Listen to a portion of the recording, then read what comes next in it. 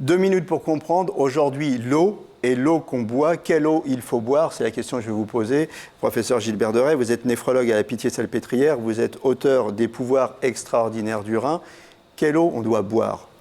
Alors, tout d'abord, il faut rappeler que l'eau est vitale. Hein. Notre corps, il est fait de 60% d'eau. Et sans eau, vous ne pouvez pas vivre. Plus de 4 jours dans des conditions standards. D'ailleurs, si je vous mets dans le désert, vous ne vivrez pas une journée sans eau. La moyenne d'eau nécessaire pour quelqu'un qui vit dans un climat normal, c'est entre 2 et 3 litres, 2 litres 5.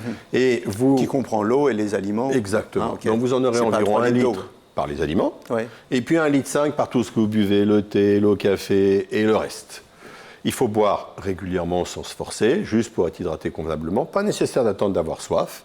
Et donc, de temps en temps, se boire un petit verre d'eau. Alors ensuite, quelle eau il faut boire? C'est simple, c'est l'eau du robinet.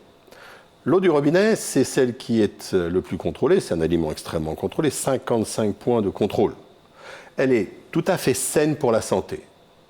Il y a juste ce goût du chlore que vous pouvez ne pas aimer. Il vous suffit de la mettre dans une bouteille, en verre bien sûr, de la mettre au frigo, et au bout d'une heure, vous n'aurez plus le goût du chlore.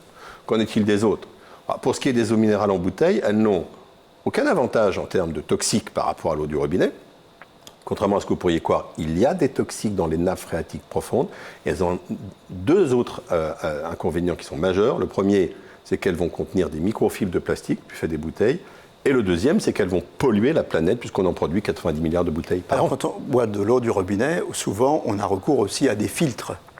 Alors, les carafes filtrantes. Les carafes filtrantes n'ont aucun intérêt.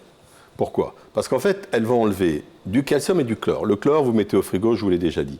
Quant au calcium, il nous est utile, ce calcium qu'il y a. Le seul qui va être content chez vous avec la carafe filtrante, c'est votre fer à repasser. Voilà. Donc, faites du bien à votre corps et faites du bien à votre porte-monnaie. Optez pour l'eau du robinet. Ça rime.